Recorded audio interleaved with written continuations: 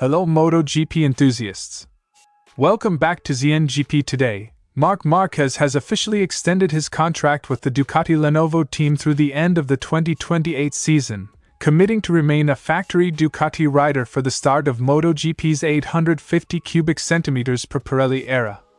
The renewal secures one of the sport's most decorated and influential riders at a time when MotoGP is preparing for sweeping technical changes in 2027, ensuring Ducati retains both star power and proven championship pedigree. Ducati Corse General Manager Gigi Dall'Igna has described Marc Márquez as the most important rider on the grid, following confirmation of a new 2-year contract extension that will keep the 9-time world champion in Ducati red until the end of 2028. The announcement, timed after the conclusion of MotoGP's new commercial framework at Brno, secures Ducati's talisman just as the sport prepares for sweeping technical changes in 2027. For Ducati, it is both a sporting coup and a strategic declaration of intent. Yamaha's Toprak Razgatlioglu left Brno with a 14th place finish, a result that felt underwhelming but carried lessons about resilience and adaptation. His reflections after the race and the subsequent 850 cubic centimeters per Pirelli test revealed both frustration at missed opportunities and concern about the immediate challenge of switching back to Michelin tires for Assen. For a rider still adjusting from Superbike to MotoGP, the weekend highlighted the fine margins that define progress in the Premier class. Don't forget to click subscribe button and the bell icon for MotoGP news update.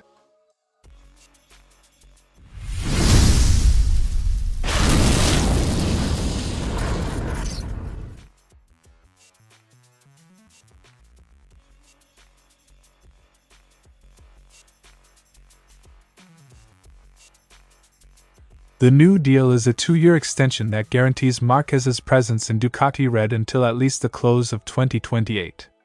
While the agreement was reportedly reached months earlier, its official announcement was timed to coincide with the MSMA/MotoGP commercial accord signed at Brno, aligning Ducati's rider strategy with the sport's broader regulatory and commercial framework.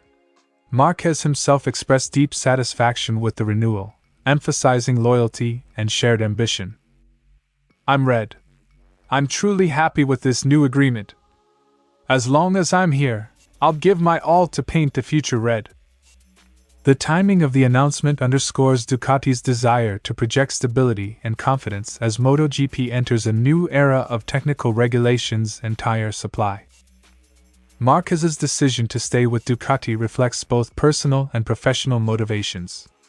After a turbulent period at Honda marked by injuries and a prolonged wind drought, his move to Ducati in 2025 revitalized his career, culminating in a dominant title run.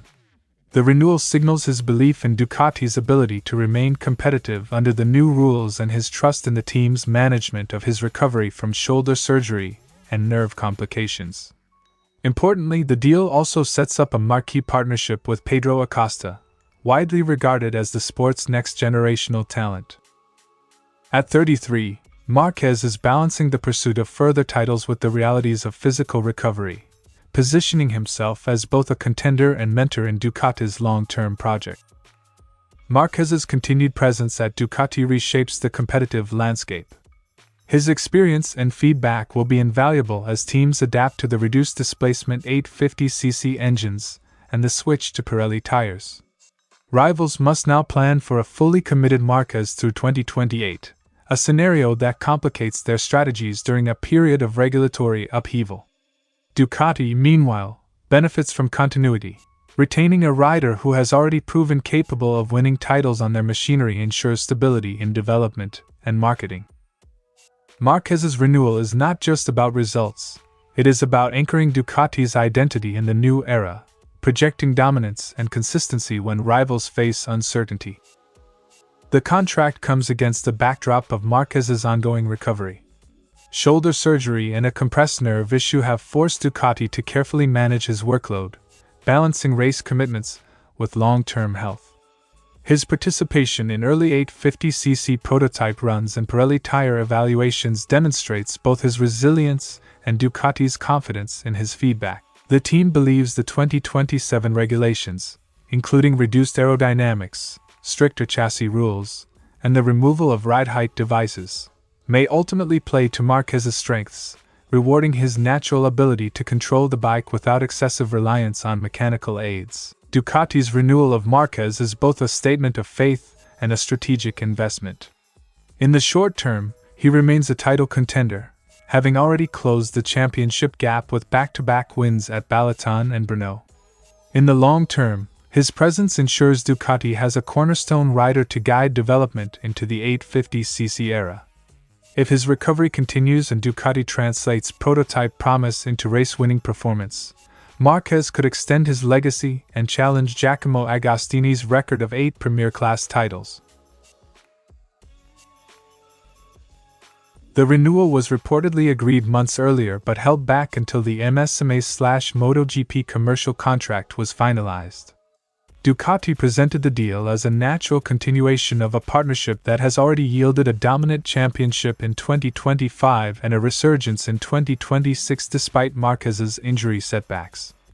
The extension ensures Ducati retains its marquee rider during the transition to the 850 cubic centimeters era. Marc is the most important rider on the grid, and we are really happy to renew with him. The timing underscores Ducati's desire to project stability and confidence as MotoGP enters a new regulatory cycle, reassuring sponsors and fans alike. Ducati highlighted Marquez's unique blend of racecraft and technical acumen. His feedback has been credited with refining the Desmosedici GP's performance envelope, helping engineers maximize chassis balance, electronics, and tire management. With MotoGP set to introduce 850 cubic centimeters engines, Pirelli tires, and stricter aerodynamic limits, Ducati views Marquez's input as indispensable.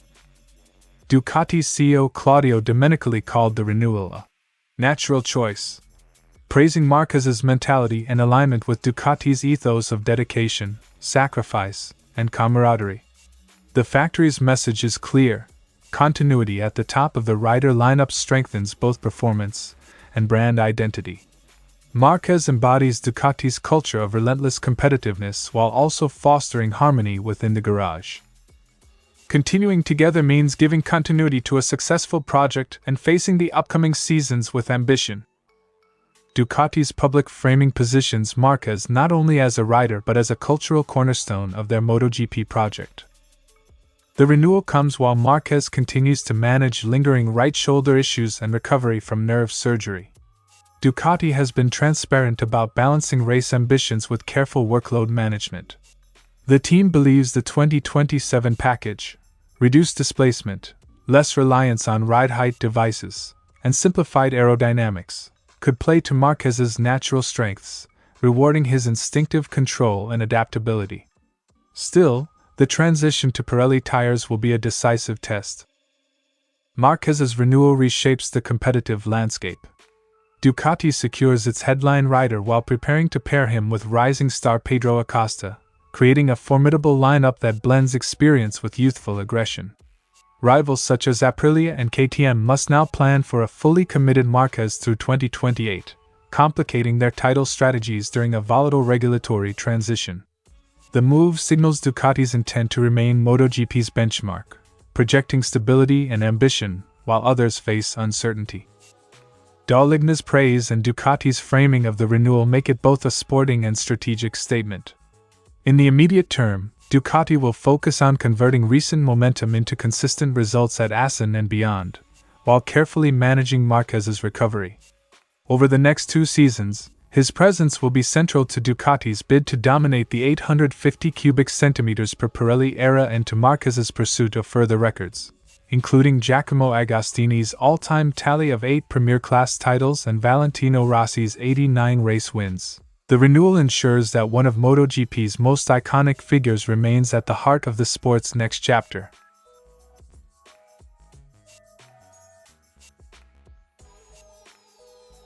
Razgatlioglu's Brno race was shaped by a difficult start. He became entangled in a battle that cost him precious seconds, dropping him out of contention for the lead group. Yet he refused to give up, pushing hard in the closing laps to overtake Maverick Vinales with a daring late-braking move between turns 11 and 12. He admitted that without that pass, Vinales' superior corner exit speed would have left him stranded. I pushed hard, especially in the last few laps. It was my last chance. The move encapsulated Razgatlioglu's trademark style, fearless braking and aggressive corner entry, but underscored how much effort he expended simply to salvage points. The early fight with Alex Rins proved decisive. Razgatlioglu felt he had stronger overall pace but was repeatedly blocked, losing 2 to 3 seconds in the process. He argued that without that delay he could have reached Franco Morbidelli and fought for 12th or 13th. Instead, the duel left him frustrated, a reminder that track position and clean starts are critical in MotoGP's tightly packed midfield. I lost 2 or 3 seconds trying to pass him. If I hadn't, maybe I could have fought with Morbidelli.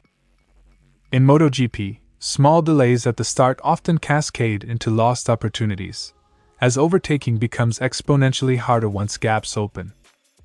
Just a day later, Razgatlioglu joined Yamaha's program at the Brno 850cc test, where riders sampled Pirelli tires and prototype machinery for the 2027 era.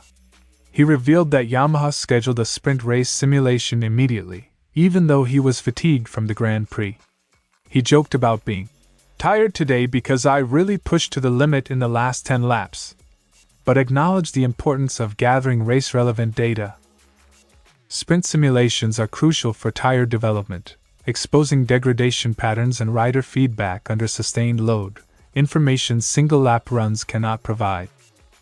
Razgatlioglu's main concern is the abrupt switch back to Michelin tires for Assen after spending a full day on Pirellis. He warned that adapting between suppliers is not straightforward. Grip levels, feedback, and thermal behavior differ significantly, and riders risk losing confidence if they cannot recalibrate quickly. For Yamaha, this means juggling 2 development paths in consecutive weekends, complicating setup continuity. The big problem will be going back to the Michelins after trying the Pirellis. The logistical challenge highlights the transitional nature of MotoGP's tire era. Riders must compartmentalize test impressions while resetting their feel for race weekends, a demanding mental and technical exercise. Razgatlioglu admitted the stark contrast between his superbike past and MotoGP present. In World SBK he pushed to win, while in MotoGP he finds himself pushing equally hard for 14th. The comment captured the steep learning curve he faces, adapting his aggressive style to machinery that demands precision and consistency. His determination not to give up, even for minor points, reflects a mentality that could pay dividends as he continues to evolve. Looking ahead to Assen, Razgatlioglu hopes qualifying higher will give him a chance to fight for the top 6. He stressed that grid position is critical. Starting from the back makes progress almost impossible against MotoGP's depth of talent. For Yamaha, the immediate task is to manage the tire transition without losing rhythm and to convert test insights into race weekend improvements. If Razgatlioglu can avoid early duels and start stronger, he believes a return to the top 10 is achievable. Thanks for watching ZNGP Today, and this is your MotoGP news update. And see you next time!